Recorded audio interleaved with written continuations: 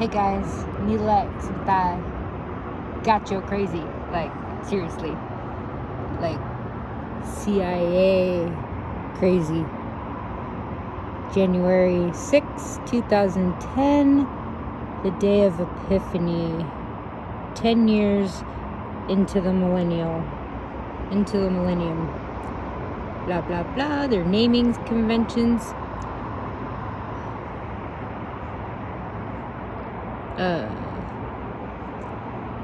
Maryland. Okay. This is a radio, TV, public affairs. Okay. You're gonna have to bear with me on the screen. I guess I'll have to turn this way.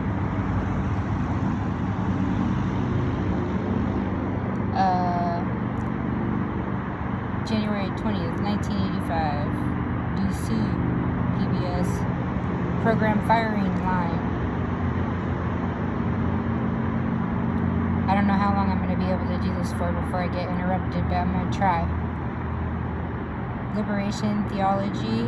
The idea of liberation theology is only about 20 years old, but, so that's 20 years old in 1985.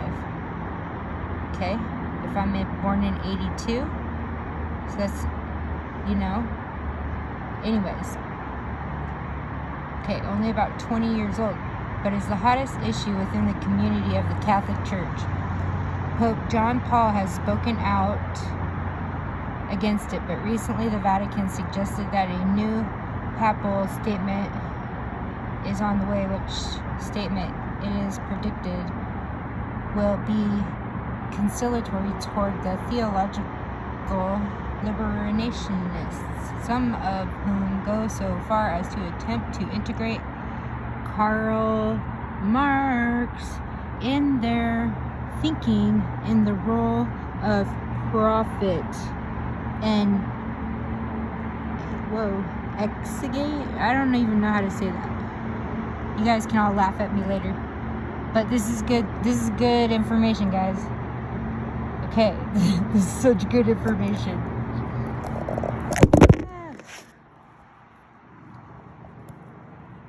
My bad. Alright. Okay. To discuss the matter.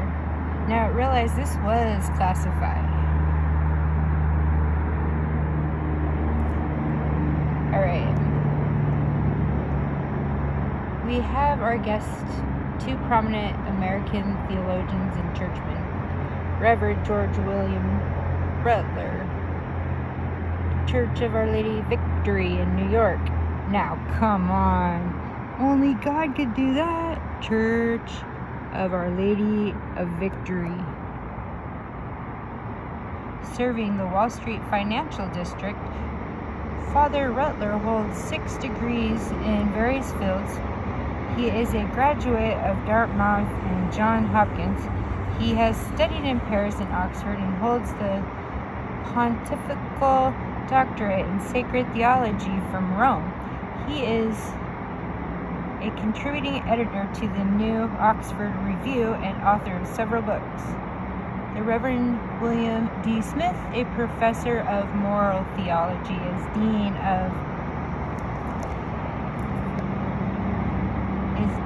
of St. Joseph's Seminary at Dunwoody in Yonkers, New York, the principal seminary for the Archdiocese of New York. Father Smith was ordained a priest in 1966. He widely published in scholarly journals and in weekly journals. He is a member of the editorial board of Linica Quarterly and served a term as president of the Fellowship of Catholic Scholars. I should like to begin by asking Father Smith to tell us how, at his moment in the controversy, the Vatican stands on the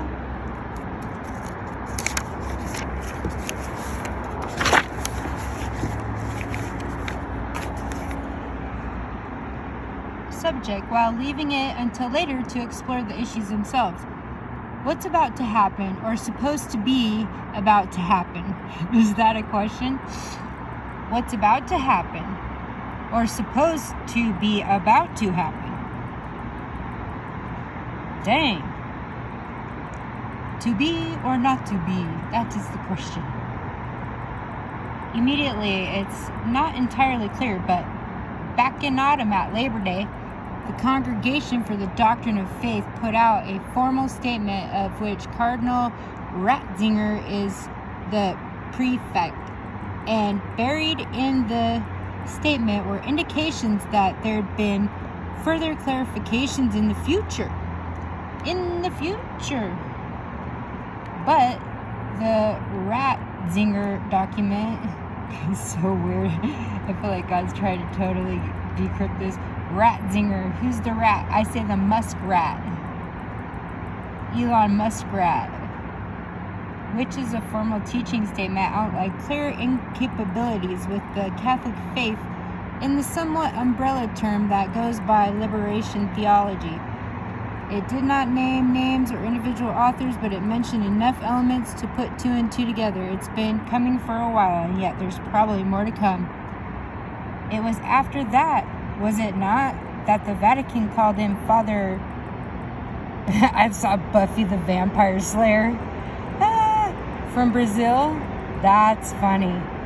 And as I understand it, the idea was to question him about what he was saying with the view to decide. I'm trying to read off a teleprompter. You get it? It's so difficult. I don't know. I'm not into this. Okay. Buckley. And as I understand it, the idea was to question him about what he was saying with the view to decide whether or not it was theologically tolerable. Is that correct? Now, is it known what has happened since that examination? Or what verdict was reached? Father Smooth. No, that's still on hold. That came before. It came before, actually, Cardinal Muskrat gave a talk to the Roman authorities toward the end of 1983. And I knew it was important because it was criticized by all the dissenters before it was published. And it was defended especially by Mr. Briggs in the Times, say last June. Many people came to the defense. Did you see how my paper just snapped? This is important.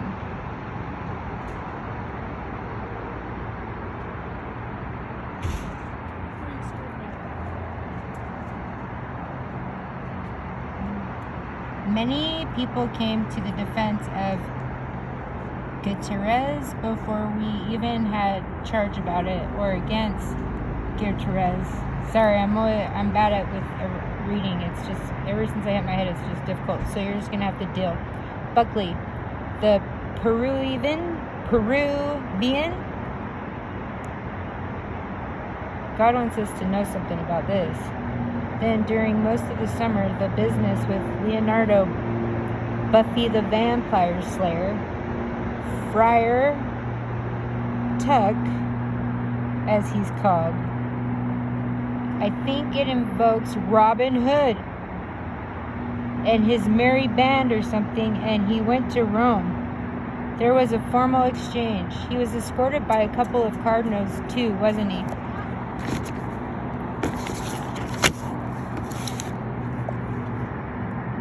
Yeah, he had more cardinals on his side than Musk did, right? Ha. And they didn't reach complete agreement, and the congregation said that they would get back, and they would.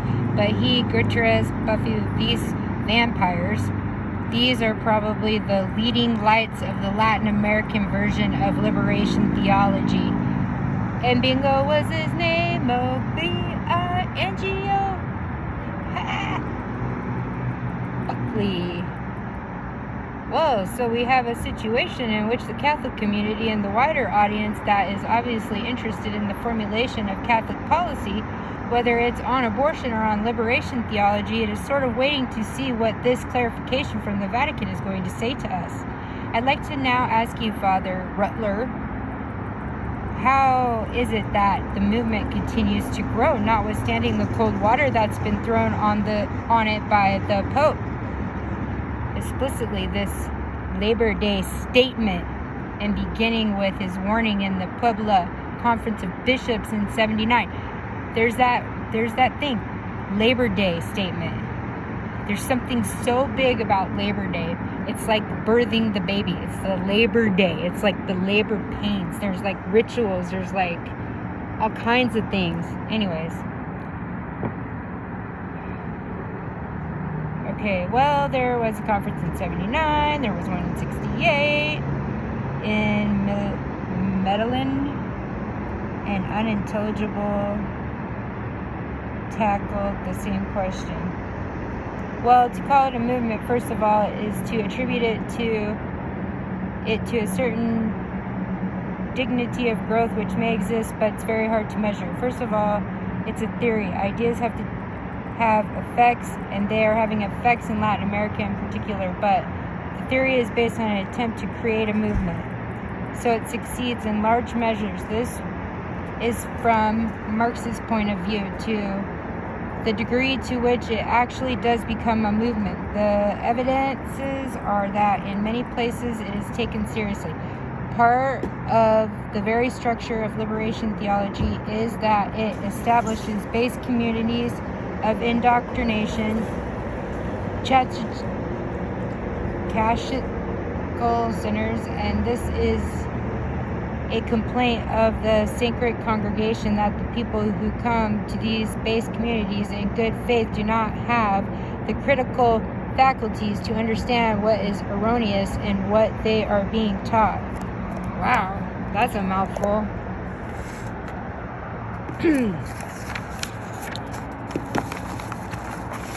Anyways,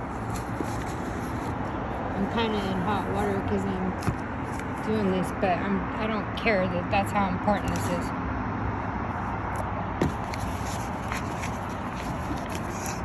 Okay, so if it is growing, it's growing largely out of an artificial encouragement of those communities themselves, and it's free to grow as long as it's not explicitly condemned. Well, let me play the contrary advocate here for a moment. It would load the discussion too distinctly if I were to say the devil's advocate. Come on.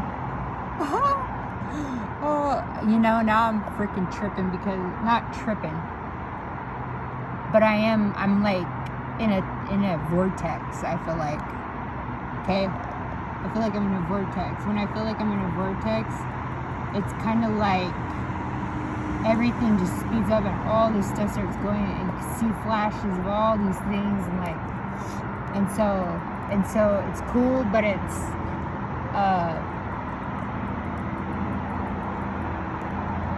it sounds strange or it's weird or what.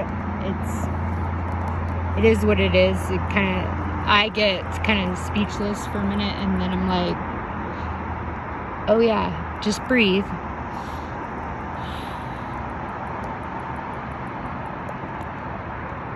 Because it's like all the information, okay, from God, and so it's big. Okay. Devil's advocate, and ask you this: in your judgment, is Mark separable from his position in respect of atheism? Do you mean could Marxism be applied by a Christian for Christian ends? Yeah. No, this is a fundamental case of the church against the Marxist form of liberation theology. Here we have to qualify what we are talking about. Liberation theology has various forms, and what it is specifically condemned is the Marxist critique used by many liberation theologians. God, I don't know if I can read these things to you guys because I just see so much stuff I can't even speak, and I can't look through my screen to read. Okay. Marx himself draws initially on the theologian Feuerbach, who says that any critique of the human problem, which fundamentally is alienation, guys. Alienation has to be a critic of religion. And Marx then does make a critique of religion by dismissing it on this ground, that the basic human excellencies, oh God, that was rough. I got sucked in the gut. I literally lost my breath, because you know who says excellencies? Hi. Oh, thank you, Your Excellency, at the United Nations. Everything's excellency, and I'm always like, who the made that up? Anyways, okay. This is, this is the kind of people who have strong faith and are you can't break them away from God. These are the people, these are the 144,000. These are the people who are going to, yeah, I'm just seeing so much right now, and it's getting dark, so I gotta hurry.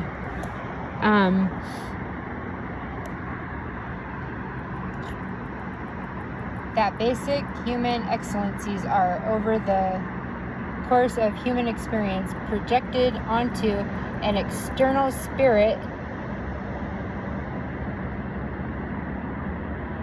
called God, which is really a figure of speech for Marx, but which then deprive the individual of control over his own virtue. So, in the interest of virtue, Marx sees it necessary to eliminate the idea of God. You see that, guys? It's about time somebody tells me what is going on and how they believe what they believe. Dude, it's been taking me forever just to really get to what they really are believing. And this, first of all, has its consequence for religion. Even the church cannot get on without God for very long. Well, how would you handle this argument of someone who said, if you excrete that conclusion of Marx, might you not then be left with a prophet of class antagonisms whose essential analytical and social findings are useful in pursuing a better world, defined here as a world in which the workday tensions dissipate? Workday tensions being primarily the result of the existence of property. Well, the human inspiration of people attracted to Marxism are based on a concern for the poor and justice. So in that sense, the Christian has to pay attention to it. The poor and justice.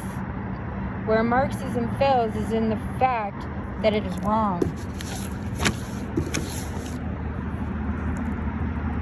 It is wrong, first of all, because its critical method is based on an erroneous idea of history. History to the Marxist is a matter of class struggle. The genesis of man comes about by his evolution through labor. Its completely horizontal progress separated from the transcendent reference any vision of the heavenly kingdom. Secondly, it's a loaded thing from start because you have an analysis of history which is inseparable from the praxis. Your vision of history has to determine your analysis of it. So right from the very start, the consciousness is a partisan one. That being the case for the Marxists, you determine right from wrong by entering into the class struggle, which involves violence. Therefore, what Marx calls morality is fundamentally for the Christian the absence of morality. The very fundamental ground of the distinction between good and evil, namely God, is eliminated. Well, let's ask Father Smith how he handles the attention given by these theologians to one or two passages within the Bible. The Magnificent of Luke is quoted, "He hath put down the mighty from their seats and exalted them of low degree. He hath filled the hungry with good things, and the rich he hath sent empty away." Now this is accepted, really an earthly injunction, is it not, by people like Father Dracula? And the answer is, what kind of assurance can, in coping with that argument, insist that Christ was, or Luke rather, was speaking in metaphors? This is one of the problems that Cardinal Musk brings to the fore early. He gives two examples, one of which is your Magnificat, the other of which is the Exodus event. Very often you can go about 200 pages in Dracula's book before you have any theological reference. So you have the Exodus event, delivery from slavery in Egypt, basically seen as a political event. Secular leadership, exactly. Never are we told the purpose of that liberation.